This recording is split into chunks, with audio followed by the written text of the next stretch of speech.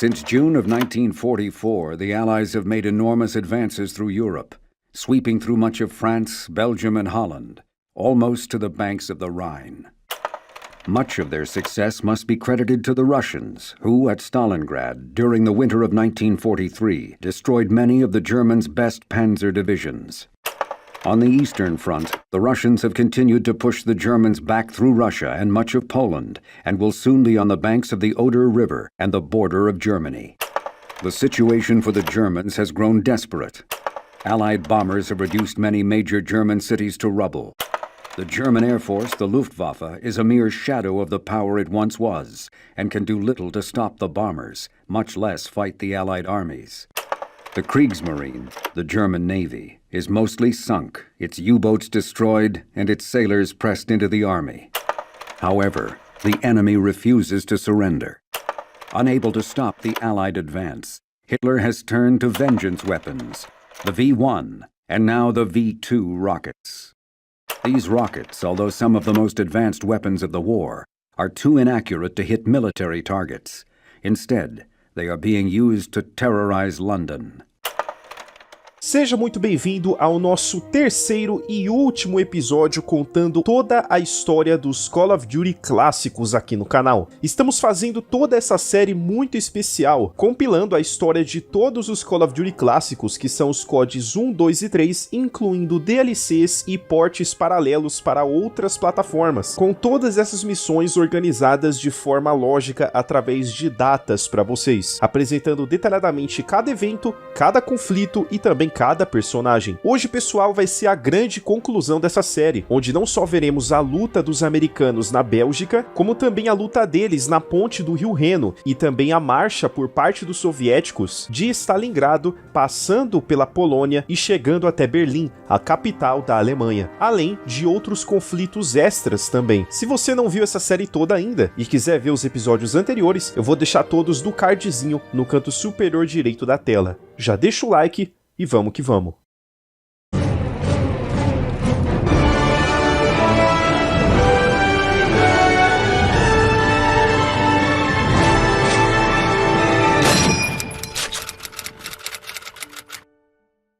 2 de setembro de 44, 5h45 da manhã. O Sargento Evans foi enviado à missão mais desgraçada e suicida de toda a história da trilogia clássica de Call of Duty. Evans está agora na barragem de Edersee, uma represa que fica no rio Eder, na Alemanha. Essa represa estava repleta de nazistas, pois os aposentos dela serviam de base para os alemães também. O objetivo de Evans aqui é invadir a base sozinho, sendo que é uma base imensa, repleta de inimigos, chegar até o fundo dela, sozinho, destruir as armas antiaéreas dela sozinho e depois subir tudo de novo de volta sozinho. E escapar com amigos, né, que nem tudo é sozinho nessa vida. Evans deveria fazer isso, pois destruindo as armas antiaéreas, os alemães não teriam defesas contra a força aérea dos aliados, que iria bombardear a represa para que o rio transbordasse e começasse a alagar e varrer várias bases de suprimentos alemãs nas redondezas do local. Evans então consegue cumprir a missão, o que eu acho que torna ele inegavelmente o personagem mais brabo de toda a história dos CODs clássicos. E depois, na hora da fuga, ele se encontra com Price, que já estava de volta à ativa após ser salvo pelos americanos, e um novo personagem também importante na história, o Sargento Waters, ou Waters, já que ele é britânico, e ambos começam a fugir dali. A fuga é verdadeiramente caótica, com direito ao Price descendo uma montanha de caminhão e depois eles invadindo um campo de pouso alemão e usando as armas antiaéreas dos alemães contra os próprios alemães. No fim, eles roubam um avião dos nazistas e fogem dali com a missão cumprida. 18 de setembro de 44, 3h20 da manhã. Finalmente, os americanos chegaram no acampamento alemão onde o Major Ingram estava sendo mantido preso, isso de acordo com as informações que o Capitão Price passou para eles. Eles invadem a base durante essa madrugada e fazem uma espécie de resgate relâmpago, tirando o Ingram de lá antes que os reforços alemães chegassem e dando fuga logo em seguida. A missão é cumprida e o furo de roteiro também. 27 de outubro de 44, 7 horas da noite. Price, Evans e Waters estão em Hakoya, ou Rokoya, na Noruega. Existe um navio alemão chamado Tirpitz que estava passando por reparos bem ali. Além de estar parado, a maioria da tripulação não estava presente. Assim, a equipe de Price foi enviada numa missão de sabotagem. Eles se disfarçariam de alemães, entrariam no navio, colocariam cargas explosivas, roubariam documentos importantes e depois fugiriam, neutralizando um grande navio de guerra. Waters aguarda no barco, enquanto Price e Evans entram no navio. Price fala alemão fluente, por isso consegue enganar os alemães muito bem. Em dado momento, eles iniciam um ataque, e Price dá cobertura a Evans enquanto esse planta as bombas. Porém, quando Evans termina com os explosivos e volta para onde Price estava, ele percebe que o capitão está caído morto no chão. Agora, resta a Evans conseguir ir até a sala do capitão sozinho para roubar os documentos, o que ele consegue, mas com bastante dificuldade, e depois ir até o barco e encontrar Waters, que lamenta a perda do capitão. Eles então fogem dali, com a missão sendo um sucesso, porém a um grande custo. Pois é, pra quem não sabia, o primeiro Capitão Price da franquia COD morre, e isso no primeiro jogo, e ainda nem tem cutscene mostrando isso.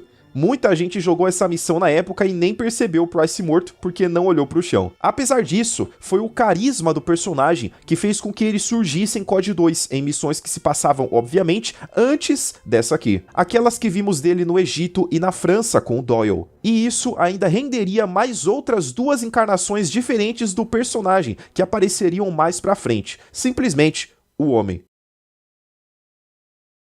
December 7th, 1944. Allied forces crossed the border between Belgium and Germany, encountering heavy resistance near the town of Bergstein. Towering over the small town is Hill 400, providing German artillery spotters with a perfect view of Allied forces for miles in all directions. Devastating artillery barrages directed from the summit inflict numerous losses upon the Allies. Now the US 2nd Ranger Battalion prepares to capture the hill and deny its use to the Germans. 6 de dezembro de 44. A companhia Dog, aquela de Randall e Taylor, estão em Bergstein, um bairro do município Hurtgenweide, na Alemanha. O objetivo dos americanos aqui era tomar Bergstein para que assim dessem um passo adiante no caminho até a Colina 400, essa que era uma montanha alemã cheia de inimigos que estava gerando dificuldades aos aliados devido à visão privilegiada que eles tinham lá em cima. 7 de dezembro de 44. Finalmente chega a hora dos americanos invadirem a Colina 400, essa que seria uma daquelas missões praticamente suicidas, onde os alemães lá no topo têm muita vantagem, e vai ser inevitável algumas mortes dos aliados no caminho.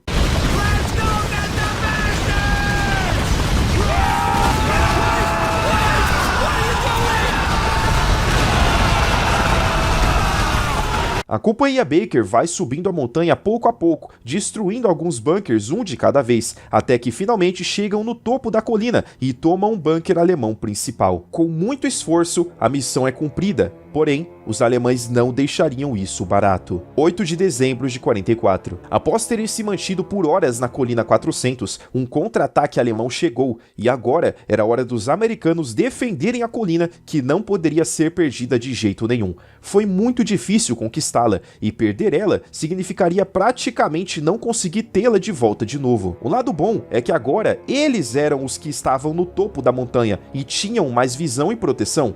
O lado ruim é que eles estavam em bem menor número do que o exército nazista. Eles solicitam reforços dos aliados, mas precisariam aguentar até que os reforços chegassem. Durante a briga, o soldado Brayburn pode morrer, com isso sendo consequência da gameplay do jogador. Caso o jogador mate bastante e mal deixe os inimigos atirarem, Brayburn ficará vivo. Assim como o caso de Elder, Brayburn ficar vivo ou não é apenas um mero detalhe e não muda nada na história, pois ele sequer é citado depois disso. No fim, o reforço chega e a colina é 100% dominada pelos aliados.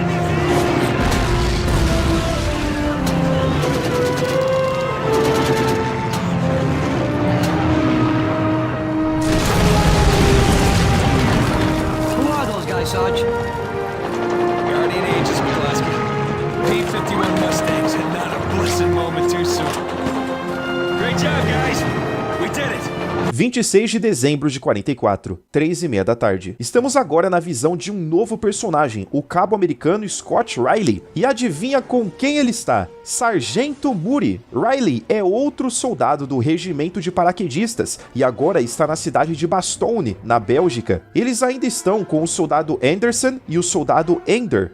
Repetindo, Ender, não é o Elder. Muita gente confunde porque eles são bem parecidos e o nome também é parecido. Nessa ocasião, eles estão apenas fazendo uma patrulha comum na região, até que topam com tropas alemãs e um combate começa subitamente. As tropas eram muitas, resultando em vários dos soldados americanos por ali morrendo. A equipe de Moody sobe num carro e sai de lá o mais rápido possível para voltar à base americana mais próxima em segurança. No caminho, o braço de Ender é baleado. Chegando na base, Moody se encontra com o Capitão Foley, que também ainda anda junto com ele nessa guerra, e todos se organizam para segurar essa investida alemã em meio à floresta congelante. Depois de um bom tempo entrincheirados, os blindados aliados chegam no local, expulsando os alemães de vez. 13 de janeiro de 45, 2:19 da manhã. A equipe de Foley agora deveria tomar um cruzamento de estradas que ficava no caminho até Foy, um dos bairros de Bastogne. Um combate durante a madrugada acontece e, no fim, eles tomam o cruzamento e ainda emboscam um comboio alemão que passa por lá. Mesmo dia, 3 da manhã. Ainda na tentativa de abrir caminho até Foy, o Capitão Foley se une ao soldado Martin, que também estava em Foy, mas não havia participado das missões anteriores, e ambos invadem as redondezas de Foy para acabar com algumas fortificações inimigas e principalmente destruir uma arma antitanque alemã que estava aqui. Afinal, isso abriria caminho para uma invasão em massa utilizando blindados. A missão é cumprida. Inclusive, curiosidade, perceba como essa missão exclusiva da versão de N-Gage do COD 1 se encaixa perfeitamente na história, mesmo sendo uma missão simples de um porte esquecido. Tão simples que o Foley nessa missão nem é interpretado pelo ator original, e sim por qualquer pessoa aleatória, talvez foi até o cara que programou o jogo. Isso só mostra o cuidado que a Grey Matter Interactive, desenvolvedora da DLC United Offensive, teve com sua história. Irônico como mais tarde, a Grey Matter foi fundida para dentro da Treyarch, e aí aquele bug do milênio envolvendo o Major Ingram aconteceu. Mesmo dia, 11 da manhã. Finalmente a equipe de Foley poderia agora entrar de vez em Foy.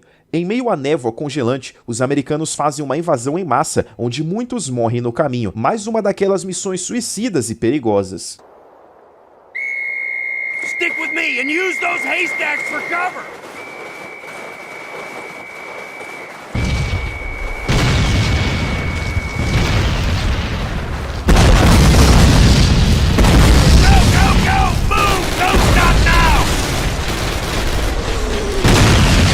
Invadindo, casa por casa, eles conseguem tomar Foy e se preparam para o próximo passo, que era o bairro de Noville, ou Noville, também na Bélgica. 15 de janeiro de 45, 11:30 da manhã. A equipe de Foley consegue chegar em Noville. Eles vão limpando o bairro casa por casa e depois param numa mansão que tinha por ali. A calmaria dura pouco, com uma investida alemã vindo com tudo e os americanos se mantendo na mansão enquanto defendiam a região de alemães que vinham de variadas direções. Eles pedem ajuda à força aérea e mantêm a posição até eles chegarem. Assim que os aviões chegam, a missão é finalmente cumprida. Mesmo dia, 3:20 da tarde. O soldado Martin, junto com Foley e o pessoal da companhia Baker, estava no norte de Bastogne e agora eles deveriam invadir os últimos bunkers alemães espalhados pelo local, expulsando os nazistas de vez dali. É curioso como nessa missão apenas temos Martin e Foley de personagens importantes. Todos os outros personagens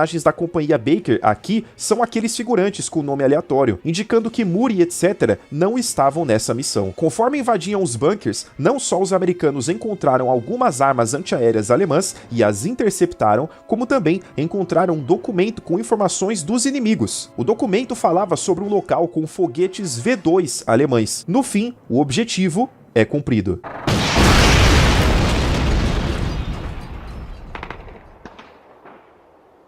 Great job on those tanks.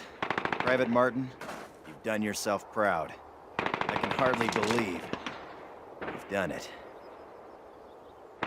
17 de janeiro de 45, 10h30 da manhã. O nosso humano Alexei Ivanovich Voronin, que fazia um tempo que não aparecia na história, está de volta. Durante todo esse tempo, ele lutou em Stalingrado e em Kursk, e agora foi convocado para fazer parte da marcha até Berlim, devido a seus grandes feitos em batalha. Pois é, finalmente os soviéticos conseguiram sair da Rússia, estando agora em Varsóvia, cidade da Polônia, com o objetivo de chegar até o coração da Alemanha. Eles invadem uma base alemã do local e a tomam. 26 de janeiro de 45, 1h45 da tarde. Um tempo depois de tomarem aquela base em Varsóvia, os soviéticos todos saem de tanques em direção à Alemanha. Esses tanques eram de soldados veteranos que participaram da Batalha de Kursk, porém, alguns esquadrões de tanques não estavam completos e foram preenchidos com soldados de infantaria. Alexei entra em um desses tanques completando o esquadrão e participa dessa marcha, atravessando o rio Oder, esse rio que marca a fronteira entre Polônia e Alemanha. Os soviéticos conseguem avançar enquanto destroem tanques e armas bélicas de um exército alemão que estava claramente perdendo espaço. 2 de fevereiro de 45, 4 horas da tarde. Lembra dos documentos que o Foley e o Martin encontraram sobre foguetes V2?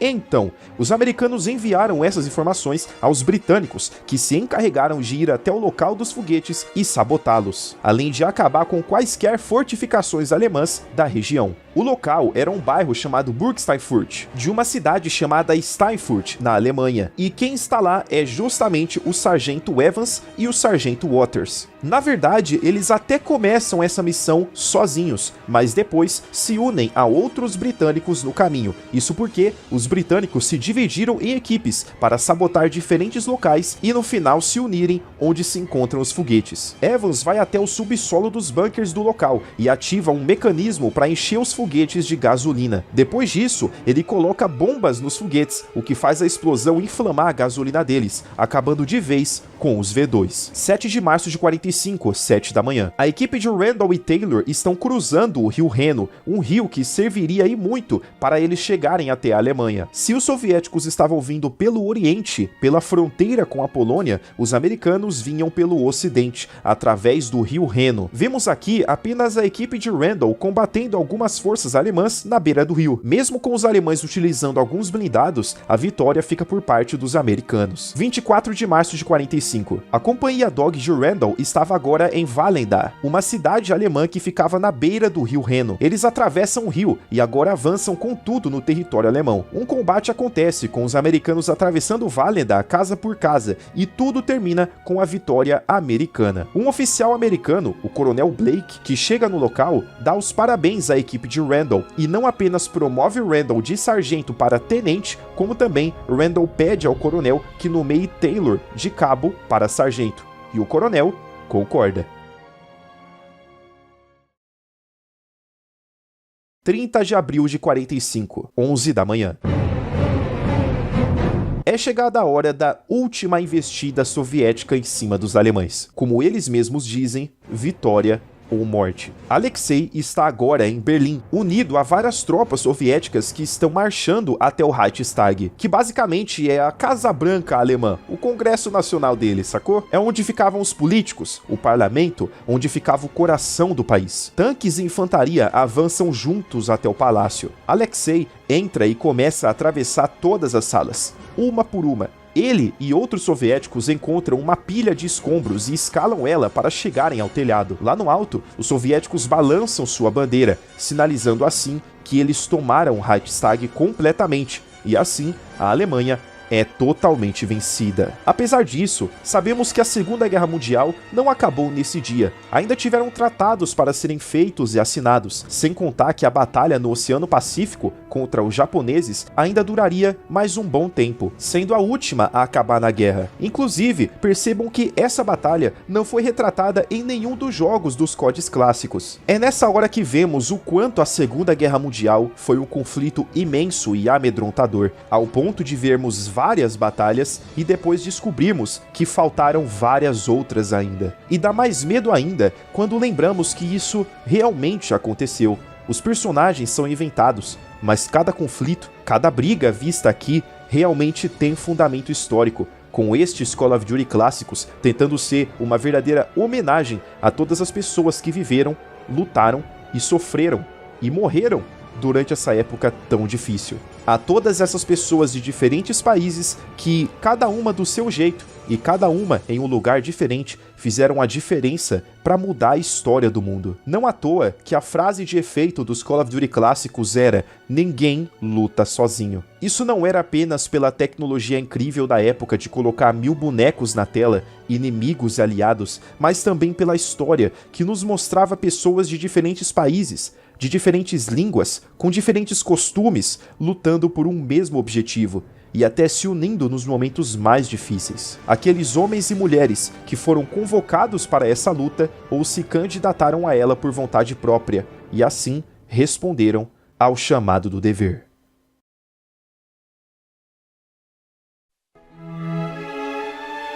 Mother, a few days ago, we waved the flag of the motherland over the top of the Reichstag in Berlin. The war, at last, seems to be coming to an end.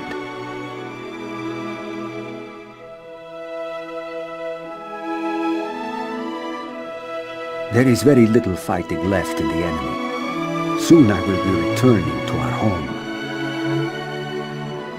There are German prisoners of war everywhere. Today, I crossed the Elbe River in Germany and shook hands with an American soldier.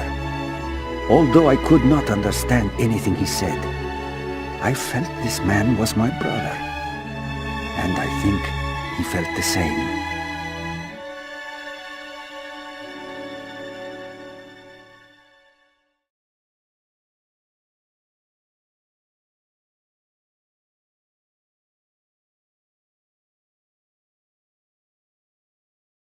E ficamos por aqui, pessoal. Muito obrigado a você que assistiu essa série até aqui. Vou pedir para você deixar o seu like, porque isso ajuda demais o canal e também valoriza o trampo que foi fazer esse negócio. Para você que sentiu falta dos spin-offs dos Call of Duty clássicos, os jogos de PS2, de PSP, de GameCube, fique tranquilo, eu trarei todos aqui no canal, porém trarei em vídeos separados, justamente por serem spin-offs que nós não temos certeza de se passam no universo principal dos CODs clássicos ou não. O que eu trouxe nessa série foi aquilo que a gente tem a certeza absoluta de que é canônico nesse universo. Entretanto, pra quem for maluco, depois que eu trouxer todos esses spin-offs em vídeos separados, eu irei compilar a história deles com a história dessa trilogia clássica em uma ordem cronológica e trazendo um vídeo de, sei lá, 3 horas de experiência completa pra quem não quiser ignorar os spin-offs e quiser ver tudo perfeitamente, beleza? Assim você vai poder assistir essa série do jeito que você preferir. Muito, muito, muito obrigado. Eu vou ficando por aqui e é isso aí, pessoal. Valeu e fui!